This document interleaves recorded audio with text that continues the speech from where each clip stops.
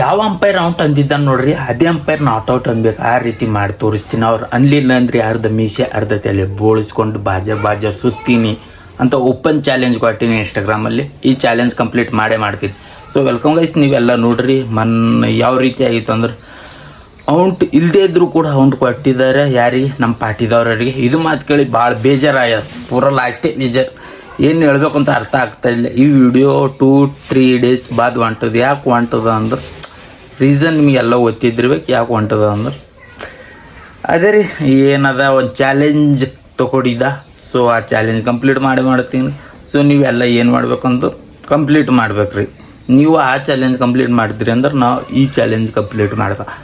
ಅಂದ್ರೆ ಅನ್ಯಾಯವಾಗಿ ಔಟ್ ಮಾಡ್ಯಾರ. ಅಂದ್ರೆ ನಮಗೆ RCB ಫ್ಯಾನ್ಸ್ಗಳಿಗೆ ಏನಾಗ್ಯದ, ಅನ್ಯಾಯ ಆಗ್ಯದ. ನಿಮಗೆಲ್ಲ ಗೊತ್ತಿದೆ.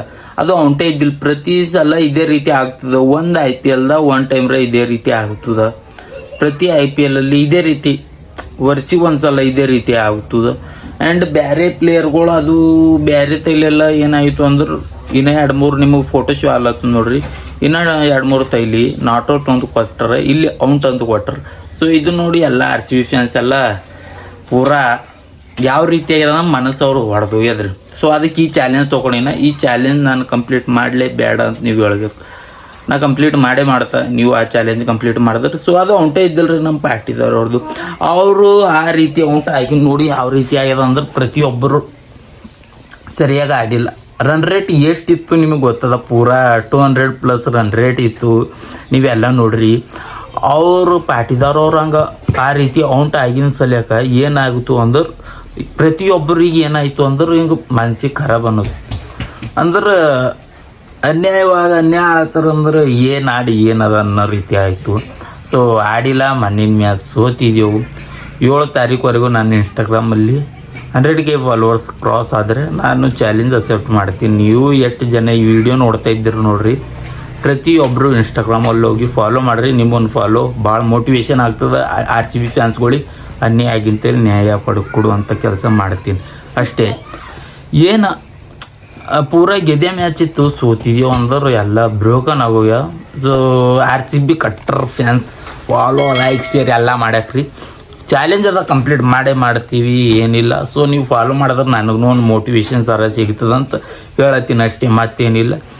ಔಂಟ್ ಯಾರಂದ್ರೆ ನಾಟ್ ಔಟ್ ಅನ್ನೋ ರೀತಿ ಮಾಡ್ತೀನಿ. ಓಪನ್ ಚಾಲೆಂಜ್ ಇಲ್ಲದೆ ಇದ್ದರೆ ಇವೆಲ್ಲ ತೆಕ್ಕೊಂಡು ಓಪನ್ ಚಾಲೆಂಜ್ ಇವೆಲ್ಲ ತೆಕ್ಕೊಂಡು ಅರ್ಧ ತೆಕ್ಕೊಂಡು ಬಾಜರಲ್ಲಿ ಹೋಗಿ ವೀಡಿಯೋ ಬಿಡ್ತೀನಿ. ಬಾಜರ್ ಸುತ್ತೀನಿ. ಹೌದ್ರಿ, ಯಾಕಂದ್ರೆ ದನಿ ಎತ್ತಬೇಕು ರೀ. ಅದು ನಮ್ಮ RCB ಟೀಮ್ ಅದ. RCB ಟೀಮ್ ಸಲಕ್ಕೆ ಅಷ್ಟಂದ್ರೆ ಮಾಡಬೇಕೇ ಆಗ್ತದೆ. ಸೊ ಮಾಡ್ರಿ 100%. ನೀವೆಲ್ಲ ಸಪೋರ್ಟ್ ತೋರಿಸ್ರಿ. ಇನ್ನು ನೆಕ್ಸ್ಟ್ ಬರೋ ಮ್ಯಾಚ್ವರೆಗೆ ನನ್ನ ಅಕೌಂಟಲ್ಲಿ 100K ಫಾಲೋವರ್ಸ್ ಕ್ರಾಸ್ ಆದರೆ ಚಾಲೆಂಜ್ ಮಾಡ್ತೀನಿ ಅಂತೇಳೀನಿ. ಮಾಡ್ತೀನಿ. ನಿಮ್ಮೆಲ್ಲ ಮೇಲೆ, ಪ್ರತಿಯೊಬ್ಬರ ಮೇಲೆ ನಂಬಿಕೆ ಅನ್ನೋದಿದೆ. ನೀವು ಕಂಪ್ಲೀಟ್ ಮಾಡ್ತೀರಾ. ಆ್ಯಂಡ್ ನಾನು ಆ ಚಾಲೆಂಜ್ ಅಕ್ಸೆಪ್ಟ್ ಮಾಡ್ತೀನಿ. ಸೊ ಯಾವ ರೀತಿ ಸೋತಿದೆಯೋ ಅಂದ್ರೆ ಏನೋ ಮಾಡ್ಕೊಳಕ್ಕಾಗಲ್ಲ ಅಂತ ಆ ರೀತಿ ಸೋತಿದೆಯೋ. ನೆಕ್ಸ್ಟ್ ಮ್ಯಾಚ್ ಗೆದ್ದಿದ್ದೇವೆ. ರನ್ ರೇಟ್ 200+ ಇತ್ತು. ನಾವು ಗೆದ್ದಿದ್ದೇವೆ ಅಂತ ತಿಳ್ಕೊಂಡಿದ್ದೇವೆ. ಬಟ್ ಪಾರ್ಟಿದವ್ರವ್ರಿಗೆ ಅನ್ಯಾಯವಾಗಿ ಔಂಟ್ ಕೊಟ್ಟರು. ನಮ್ಮ ಕಿಂಗ್ ಕೊಹ್ಲಿ ಕಾಕ ಅಂಪೈರ್ ಜೊತೆನೇ ವಾದ ಮಾಡಕ್ಕೆ ನಿಂತರಲ್ಲೇ. ಸೊ ಜಾಸ್ತಿ ವಾದ ಮಾಡಿಲ್ಲ. ಅದಕ್ಕೂ ರೂಲ್ಸ್ ಅದು ಇರ್ತಾವಿಲ್ಲ. ಸೊ ಮಾಡಿಲ್ಲ. ಬಟ್ ಪ್ರತಿಯೊಬ್ಬರು ನಿಜ ಹೇಳ್ರಿ. ಅದು ಔಂಟ್ ಇತ್ತೇನು ನೀವು ಹೇಳಬೇಕು. ನೀ ಎತ್ಲೀಟ್ ಹೇಳ್ಬೇಕು ಬ್ರದರ್. ಯಾರೂ ಇದ್ದಾರಿಲ್ಲ.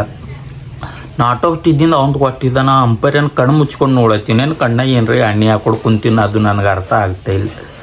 ಏನು ಹೇಳಬೇಕು ಅಂತ ಅರ್ಥ ಆಗ್ತಾಯಿಲ್ಲ. ಅದಕ್ಕೆ ಈ ಚಾಲೆಂಜ್ ತೊಗೊಂಡಿನಿ. 100% ಹೇಳ್ತೀನಿ.